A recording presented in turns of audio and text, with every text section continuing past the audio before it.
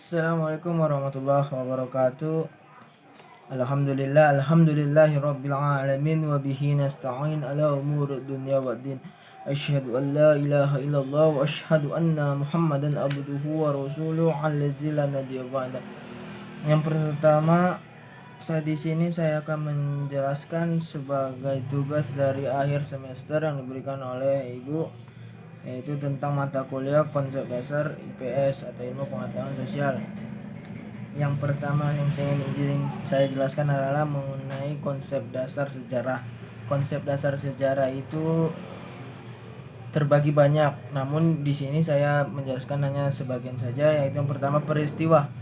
Peristiwa merupakan sesuatu kejadian yang menarik atau luar biasa sebab memiliki keunikan. Yang kedua ada nasionalisme atau yaitu rasa kebangsaan, rasa kenegaraan, dan di mana kepentingan negara dan bangsa di atas dan mendapatkan perhatian lebih di atas segalanya. Yang ketiga ada kolonialisme atau merujuk pada bagian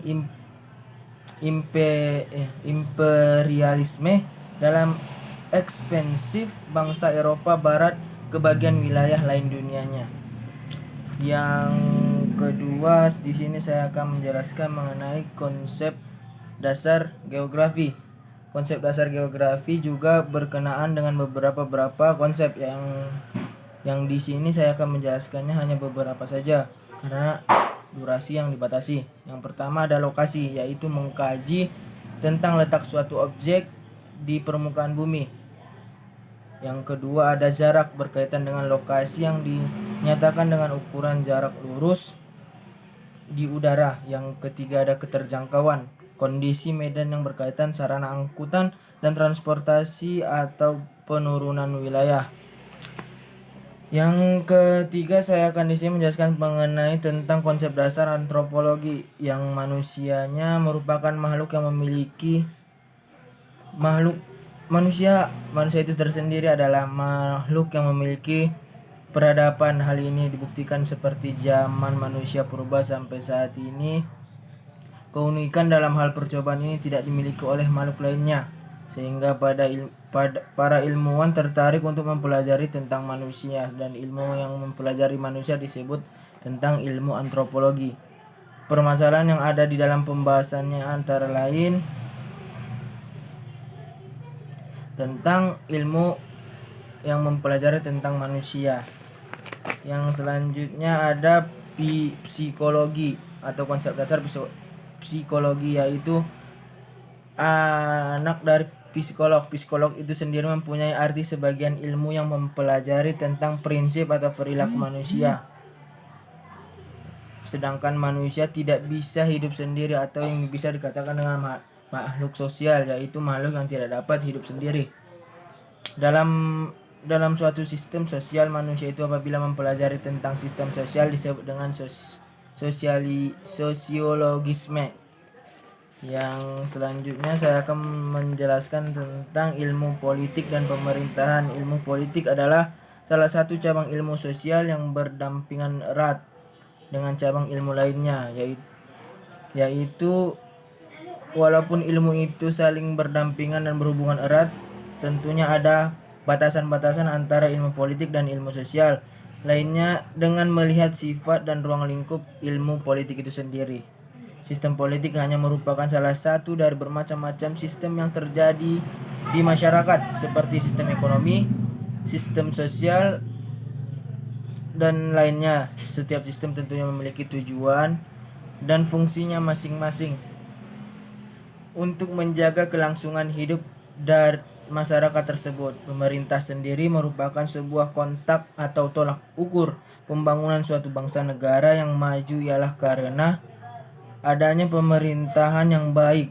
Maka dari itu pemerintah merupakan langkah awal pembangunan baik jangka pendek maupun jangka panjang, nasional maupun internasional. Dan yang selanjutnya saya akan menjelaskan mengenai konsep dasar ekonomi, yaitu konsep dasar ekonomi itu sendiri juga terbagi dari beberapa konsep, yang diantaranya ada insentif, sebuah atau sesuatu yang sangat penting di bidang ekonomi maupun kebijakan ekonomi. Yang kedua ada uang. Uang merupakan aspek inti dari ekonomi tetapi seringkali dianggap sebagai sebuah konsep dari teori uang. Yang selanjutnya ada tadi di materi konsep dasar psikologi ada dua di sini yang saya jelaskan, yaitu mengenai perhatian. Perhatian atau rasa peka terhadap apa yang terjadi dalam lingkungan sosial seorang juga mempengaruhi cara seorang individu bersikap terhadap hubungan sosialnya. Yang kedua ada motivasi. Timbulnya dari dalam diri sendiri juga bisa didapatkan dari lingkungan ataupun orang lain. Yang ilmu politik tadi ada konsep dasarnya atau poin-poin dasarnya, yaitu satu, negara. Negara itu sendiri merupakan suatu organisasi dalam suatu wilayah yang mempunyai kekuasaan tertinggi, sah dan ditaati oleh masyarakatnya. Yang kedua ada kekuasaan. Kekuasaan itu sendiri merupakan kemampuan seseorang atau kelompok untuk mempengaruhi tingkah laku orang tertentu atau kelompok sesuai dengan keinginan dari pelaku. Yang selanjutnya konsep dari antropologi itu sendiri, kebudayaan. Ada kebudayaan mengacu pada kumpulan pengetahuan yang secara sosial diwariskan dari suatu generasi ke generasi lain. Secara konsep yang kedua ada evolusi. Secara sederhana konsep evolusi mengacu pada sebuah transformasi yang berlangsung secara bertahap. Terus ada konsep sosiologi yang berkenaan dengan struktur sosial. Struktur sosial itu sendiri adalah keseluruhan dari unsur pokok dunia sosial. Konsep ini meliputi kaidah dan norma sosial. Yang kedua ada proses sosial sebagai pengaruh timbal balik dalam masyarakat.